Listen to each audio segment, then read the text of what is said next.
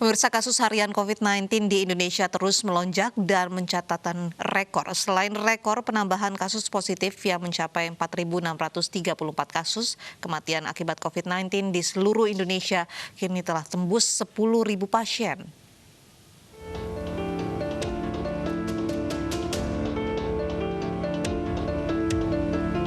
Lagi-lagi, rekor pecah dalam penanganan COVID-19 di Indonesia. Sayangnya, rekor yang dicatatkan bukanlah hal yang patut dibanggakan, melainkan ironi betapa penanganan COVID-19 masih jauh dari kata berhasil. Dari data gugus tugas COVID-19 nasional per 24 September, jumlah kasus harian mencatatkan rekor baru, yaitu 4.634 kasus. Dan total kasus positif COVID-19 di tanah air bertambah menjadi 262.022 kasus. Sementara pasien sembuh bertambah 3.895 pasien, sehingga total pasien sembuh di tanah air menjadi 191.853 pasien. Ironisnya, kasus kematian akibat COVID-19 di Indonesia ikut mencatatkan rekor. Dengan penambahan kasus kematian sebesar 128 pasien, kini total kematian akibat COVID-19 di Indonesia telah tembus 10.000 kematian. Tepatnya, 10.105 pasien meninggal. Selama bulan September 2020, kasus kematian akibat COVID-19 terus bertambah. Bahkan sejak awal hingga jelang penghujung September, kasus kematian akibat COVID-19 konsisten di atas 100 kematian per harinya. Tak butuh waktu lama, sejak kasus COVID-19 pertama diumumkan di Indonesia, hanya butuh waktu 6 bulan untuk mencapai jumlah kematian sebesar 10.000 pasien. Dengan catatan 10.105 kematian akibat COVID-19, Indonesia kini menempati peringkat ke-17 negara dengan jumlah kematian tertinggi di dunia, di bawah Amerika Serikat, Brazil, India, hingga Meksiko. Bila jumlah kematian akibat COVID-19 ini tak segera ditangani, maka luasan lahan makam khusus bagi pasien COVID-19 akan terus menipis. Terlebih saat ini sejumlah daerah di Indonesia mulai dihadapkan pada krisis lahan makam khusus bagi pasien COVID-19. Tim Liputan News melaporkan. Kasus positif COVID-19 harian bertambah lebih dari 4.000 kasus per harinya, sementara angka kematian akibat COVID-19 kini telah menembus 10.000 lebih kematian. Apa yang menyebabkan lonjakan kasus ini dan apakah ada yang salah dengan penanganan pandemi selama ini? Sudah bersama kami ada epidemiolog dari Universitas Indonesia, ada Pak Tri Yunis Miko. Selamat siang Pak Miko. Selamat siang Mbak Lofi. Pak Miko, ini dengan angka positif dan kematian yang tinggi, sekarang apakah Indonesia sudah mendekati puncak kasus corona atau masih jauh? Jadi puncak kasus coronanya masih diperkirakan sampai adanya vaksin, yaitu bulan Juni 2021. Karena dengan PSBB yang ketat pun di Jakarta, artinya kasus terus bertambah, Pak. Jadi kalaupun dilakukan PSBB, rasanya tidak akan berkurang kasus barunya, Mbak. Apa yang menyebabkan Pak lonjakan kasus COVID-19 ini? Apakah memang karena PSBB transisi dan new normal yang pernah sempat diterapkan begitu di Jakarta dan juga kota-kota lainnya membuat protokol kesehatan menjadi longgar begitu? Ya, pada kasus yang sudah tinggi, yang sudah 200 ribuan, maka jumlah kasus di masyarakat akan tinggi. Nah, ini amat tergantung kepatuhan masyarakat dalam melaksanakan protokol COVID. Kalau masyarakatnya tidak patuh, kasusnya akan tinggi, Mbak. Kemudian kebijakan apa Pak yang harus diperketat, dilakukan oleh pemerintah? Jangan sampai ini terus melonjak ke depannya, Pak. Ya, jadi harusnya pemerintah meningkatkan kepatuhan masyarakat dengan mengedukasi masyarakat. Mengedukasi masyarakat, rasanya pemerintah kita belum maksimal begitu. Jadi bentuk tim ke RW, tim kelurahan, tim kecamatan, tim kabupaten atau kota, dan tim provinsi untuk mengedukasi masyarakat. Jangan dipaksakan dengan pendekatan hukum. Singapura aja negara maju dengan pendekatan hukum gagal juga. Apalagi di Indonesia yang negara menurut saya sebelum begitu maju dibanding Singapura.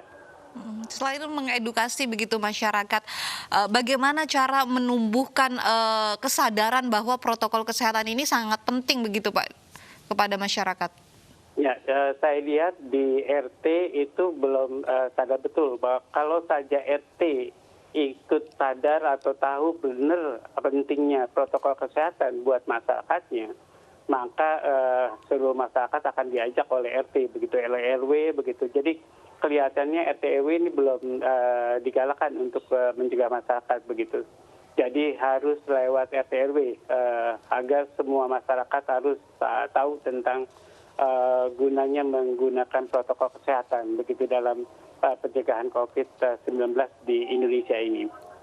Baik, oke Pak Miko, nanti kita ngobrol lagi. Ada informasi mengenai pembatasan sosial berskala besar Jakarta yang diperpanjang hingga 11 Oktober mendatang. Kebijakan itu diambil dari hasil evaluasi dalam 2 pekan terakhir.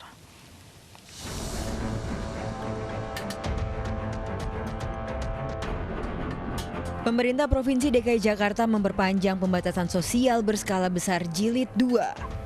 PSBB kembali diperpanjang 2 pekan hingga 11 Oktober mendatang. Wakil Gubernur DKI Jakarta mengatakan perpanjangan PSBB berdasarkan hasil evaluasi dalam 2 pekan terakhir. Selain itu, Pemprov pun telah berkoordinasi dengan daerah penyangga ibu kota. Mendapat dukungan dari pemerintah pusat, jadi juga kita diskusikan dengan pemerintah daerah lainnya seperti Jawa Barat, kabupaten kota di sekitar Jakarta atau Botabek, termasuk dengan pemerintah Provinsi Banten. Dalam 2 pekan terakhir penerapan PSBB, terlihat persentase kasus positif baru turun dari 33% menjadi 27%.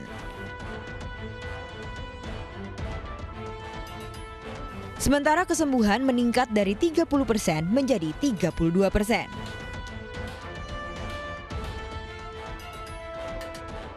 Sayangnya kasus meninggal meningkat 2% dari 17% menjadi 19%.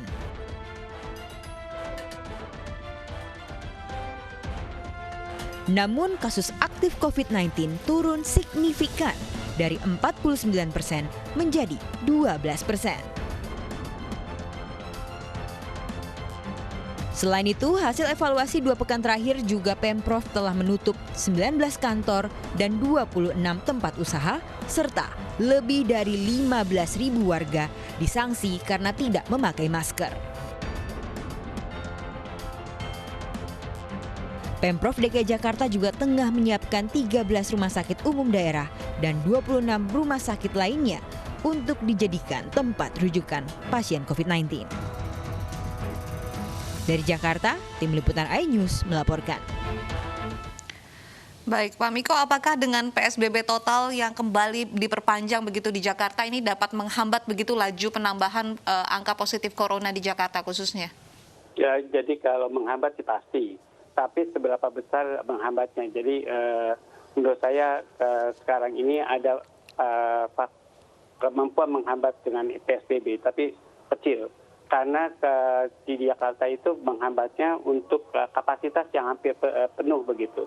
20% kapasitas untuk pelayanan gawat daruratnya atau pelayanan kritisnya sudah hampir penuh. ICU udah sulit dicari untuk di Jakarta. Kemudian HCU juga sulit dicari. Oleh karena itu harus secepatnya dilakukan sesuatu. Kalau perlu kementerian 10 atau 20%, jangan 25%.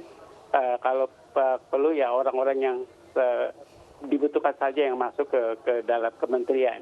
Kemudian kalau perlu pertokohan tidak ada yang dibuka begitu untuk sampai penurunannya berarti begitu. Terjadi penurunan tapi kecil sekali. Kalau penurunan berarti ya pertokohan ditutup sementara 2 minggu ini sampai kapasitas rumah sakit itu longgar lagi. Baru dibuka, kalau perlu dibukanya dengan dipasang tabir di antara penjual dan pembeli. Jadi kalau ada tabir itu akan melindungi penjual maupun pembelinya. Jadi jaga jarak harus ditanamkan, kemudian pakai masker juga harus ditanamkan kepada masyarakat agar semua masyarakat patuh kepada protokol kesehatan. Ya.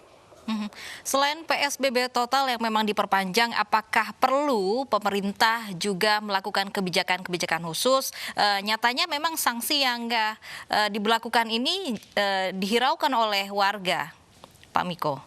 Ya, jadi warga ini sudah 6 bulan tidak dalam kondisi yang susah sekali karena memang kebutuhan pokoknya harus terpenuhi begitu. Jadi pemerintah harus mengambil alih terhadap kebutuhan pokok.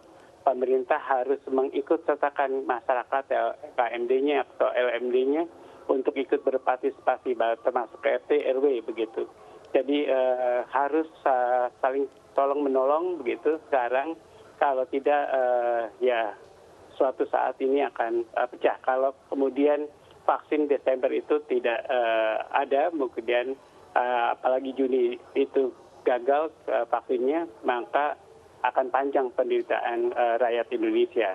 Nah, untuk menurunkan kematian harus dilakukan pencarian kasus atau tes di Jakarta sudah bagus. Tapi di Jawa Timur, Jawa Tengah itu kurang bagus. Jadi makanya ke CFR di Jawa Timur yang tertinggi 7%, kemudian Jawa Tengah 6,7%, itu harus ditemukan kasusnya baru dengan tes diperbanyak. Dengan ditemukan kasus baru, maka CFR-nya akan turun atau case fatality rate-nya. Jadi Jakarta sudah baik, kemudian tapi case fatality rate-nya akan tinggi karena kapasitas pelayanan yang kurang. Jadi kapasitas pelayanan di Indonesia memang menurut saya kurang mampu untuk memberikan pelayanan yang terbaik buat kasus COVID. Ventilatornya masih terbatas, kemudian dokter-dokternya juga masih terbatas.